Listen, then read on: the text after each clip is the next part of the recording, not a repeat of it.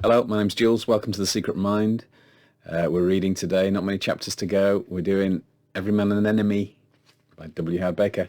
And hopefully the quality's increased as we've gone along. Today, for the first time, I'm going to clean up the sound on the audio track so it should be clearer. And I've taken out flubs and mistakes, most of them, on the audio track, so it should be a bit easier to listen to. And remove my face from it in order to make it a bit easier to concentrate, apart from this introduction. So I'm hoping the quality is increased, although I know nobody is following this book all the way through. Maybe someday somebody will. At the moment, it's becoming a technical exercise. But the tension is building, you've got to admit. The murderer is still to be identified. We're not doing recaps. So here it comes. Every Man an Enemy by W. Howard Baker, Chapter 13. Inspector Trooper of the Buckinghamshire County Constabulary was a big man with grizzled hair framing the ruddy, weather-beaten face of the countryman. He had the countryman's clear, blue, honest eyes, too.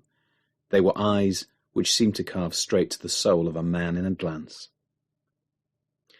His speech was straightforward and unaffected. He had heard of Blake and was pleased to meet him and have his assistance in this matter, and he indicated as much, but his manner was neither overbearing nor yet sycophantic. Theirs, he let it be understood, was a conversation between equals. He used the word sir when addressing Blake, but it was employed as a term of simple, honest countryman's courtesy. Blake liked Inspector Trooper. He liked him on sight, instantly. But in the man's strength, in his obvious reliability and painstaking approach to any problem, Blake could see why wrongdoers would fear him.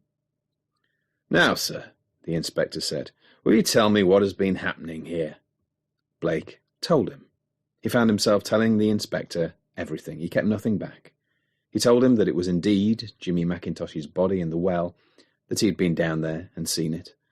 And he told him why McIntosh and the others had been invited to spend Christmas at Marlow in the first place. During the telling, Trooper's interest quickened visibly.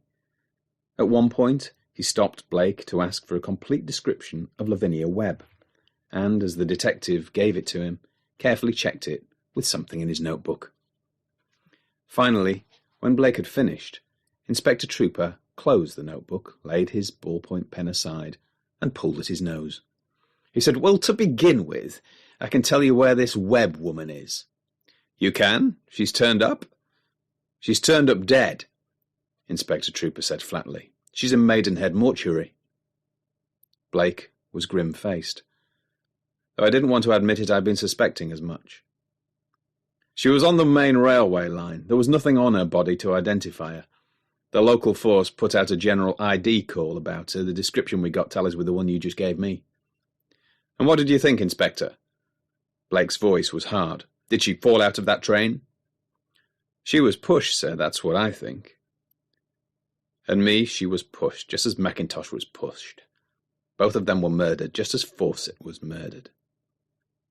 The inspector sighed and leaned back in his chair. "Not a very nice thought, is it, sir? You've got the murderer here in this house, unless you're thinking about Kestrel." "Of course, sir." Blake frowned. "I don't know," he said. "I think we both agree that all of these crimes must be connected and that the common motive is money." Trooper nodded. "A small fortune coming to whoever can establish his claim to be MacDonald Hall, £40,000 or £50,000. Isn't that what you said?" "That's what John Burvis told me, Inspector, and £40,000 or £50,000 sound very nice. It's a sizable inducement to engage in all kinds of skullduggery, even multiple murder, if you can't get that kind of money any other way." "You think Kestrel can?" Sexton Blake shrugged. "Well, he has, hasn't he? Half a dozen times, and without killing for it. You know his record, I've told you." "He's done a long stretch since the last time, remember," the inspector said. "That changes a man." "Makes him more ruthless, more desperate," Blake said. "Kestrel would have had to change a hell of a lot to kill 3 times for 25,000, or less." "You said 40 or 50,000. Trooper objected. "Only if our killer is working alone. But if it's Kestrel, he can't be. And the loot would have to be split 2 ways, at least. Trooper said slowly, I'm not sure that I follow. I'll spell it out. Kestrel's a subject, because he could have killed Macintosh, right? The inspector nodded. He had opportunity, the best as it happens. But remember what I told you earlier, Blake said. Kestrel thought I was onto him. He was sure I was onto him. And this was before Macintosh was murdered. That's why I say if Kestrel's involved in this thing, he can't be working alone. He must be teamed up with one of the existing claimants. He wouldn't be planning to come forward himself and stake a last-minute claim to being MacDonald Hall, would he, Inspector? Not after being so sure I'd recognise him. Trooper said, ruminatively. Yes, Macintosh was killed after Kestrel saw you. Yes, I see what you mean. Another thing, said Blake. He was so sure I was onto him that he even warned me to mind my own business. Does that sound like our killer? If he was involved in multiple murder, he couldn't hope that a warning would have any effect upon me at all. He might just as well try to intimidate you. The whole thing is laughable. Blake shook his head. No, he said. No, Inspector, I don't think Kestrel's involved in this business in any way except one. Inspector Trooper looked at him quickly. What's that? Blake produced a wallet. He gave it into the inspector's hands. I should have shown you this earlier. I found it when I was clambering down the well to take a look at Macintosh's body. It was hidden behind some loose stones round the well mouth. I displaced them on my way down. Trooper opened the wallet. L.K., he murmured. Blocked in gold. They're Kestrel's initials, all right. This was behind some stones at the top of the well, you say? It had been hidden there. I'd say it was hidden there by Jimmy Macintosh shortly before he was sent to his death. Trooper said. He thumbed through the contents of the wallet, riffled the thick wad of notes. Over £400 here. I'd say Macintosh stole the wallet. That would explain why he was so eager to put Kestrel on the Henley Road. The inspector was listening attentively. Macintosh was keen to go with Kestrel. He must have seen that thick wad of notes in the wallet and made up his mind to lift it, Blake said. But Kestrel must have missed that wallet by now, Inspector Trooper said thoughtfully. And £400 is a lot of money to lose. Why hasn't he been back here making inquiries? That's rather significant, isn't it? Unless you're suggesting that the murderer disposed of him too. Nothing of the kind, Blake said sharply. Just take a closer look at those banknotes, Inspector. Take a good look. Trooper did as he was bidden. He examined the notes very carefully. Then he looked up, and there was a keen light in his eyes. So, that's what Mr. Kestrel's up to now, is it? That's his new racket, peddling slush. Every one of those notes is a dud, Blake told him, or I'm a Dutchman. Trooper brightened. That explains why he hasn't been back to look for his wallet. It also explains why Macintosh was doing around the well. Good, we're getting somewhere. Macintosh was using the well as a hiding place, Blake said. Not a very original hiding place, but it was convenient. Mary, the maid, obviously had the same idea. The inspector nodded. He said, I'm inclined to agree with you that Kestrel had nothing at all to do with Macintosh's death, all things considered. His arrival here must have been... He shrugged. Blake said, just one of those things? Yes, Trooper said. Yes, I'll buy that all the same. I'm going to put out an all-stations call for him. Of course. Again, Trooper nodded. He began to get to his feet. He said, You've been more than helpful, Mr. Blake. Then he stopped. He said, You have no idea who could have killed Fawcett and Macintosh and this Webb woman? None. But the field of suspects is pretty small and getting smaller.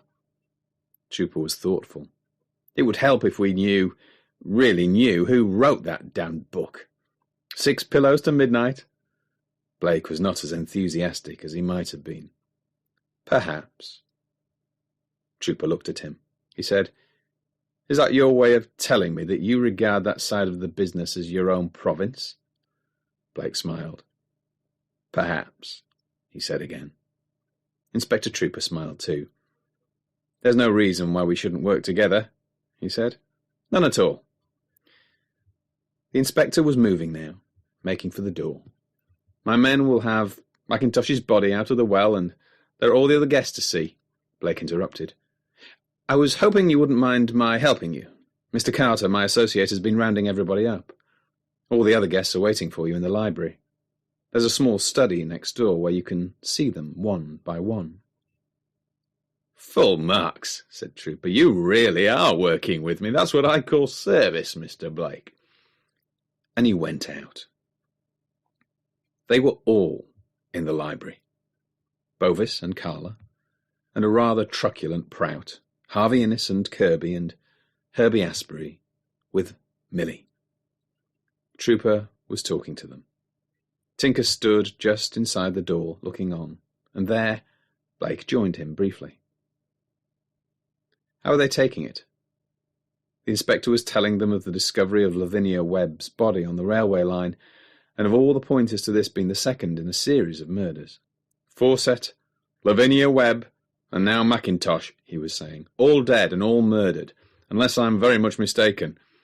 I'm going to want to see you one by one. I'm going to have to ask each one of you a lot of pertinent and perhaps even impertinent questions. Meanwhile, I can't allow any of you to leave this house." "You mean we're all prisoners here?" Prout's voice was hard, high, and very aggressive. Trooper regarded him stonily. "If you want to put it that way, sir, yes." "Are you arresting all of us? If not, by what right?" "Let's leave my rights out of this," Inspector Trooper cut in curtly. "You have your own, sir, of course, and I'll see you get them if you insist. I know an obliging magistrate, and I can get a warrant sworn out on suspicion in under 20 minutes if I have to. You want me to do it?" Prout subsided, still looking rebellious, muttering. Trooper looked at him fixedly for a moment, and then swung away to regard the others in the room. "Has anyone else any comments to make? No? Then I'll continue. As soon as you can," Blake said quietly to Tinker. "Get hold of Kirby. I'll square it with the inspector. I'd like to talk to both of you in the lounge." Kirby poured himself a double whiskey. He slashed soda into the glass. "That Prout!" he exclaimed. "What a fool! Did you see the look Trooper gave him? He's got him alone and he's grilling him now." The journalist dropped down into an easy chair and thrust out his feet to the fire. He said, "Can't Prout see that Trooper isn't the kind of man to play games with?" He downed an inch of his drink. "He can play very rough when he wants to, I'll bet." "Prout is young," Blake said mildly. "But old enough to be a killer," said Kirby. "There aren't many prime suspects, are there? Just two, just Herbert Asprey and Prout." "Unless Bovis committed the murders, or Carla," Blake said, "or Harvey Innes." "Here," Kirby said, sitting up. "Is that the way to talk about your friends? You'll be including me and Tinker in the roundup next. And what about Millie?" "Millie apart," Blake told him. "You can bet your sweet life that Trooper won't leave the rest of you out." "Cheerful thought, I must say," Kirby complained. "Was it just to warn us that you got us in here?" "Not exactly." Blake began to pace round the room. "I want to use you and Tinker as sounding boards. I want to get a clear-cut picture of all the crimes. I want to know more about the victims. Particularly, I want to find out who is MacDonald Hall." "And so say all of us," Kirby muttered. "Right, then let's make a start. What about Mackintosh?" What do I know about him, you mean?" Kirby took down more whiskey, bared his teeth in a grimace. "I know very little. I know he was an ex-army type and fond of a gay life and the bright lights, but that's all I do know for certain. There are several James Mackintoshes in the old army lists. One of them was cashiered."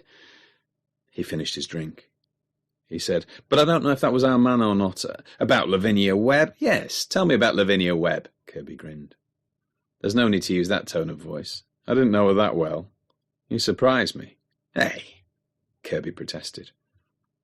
Then he said, all I know about Lavinia is what anyone in the street knows. She made a lot of enemies on her way up to the top, and some of them helped to kick her on the way down. Carla knows as much about her as I do. Carla Scott. Harvey Innes told me that Lavinia and Carla worked together once, but that was some time ago, apparently. And when I say worked together, I mean they used to do pieces for the same features editor. I didn't know Carla was a writer.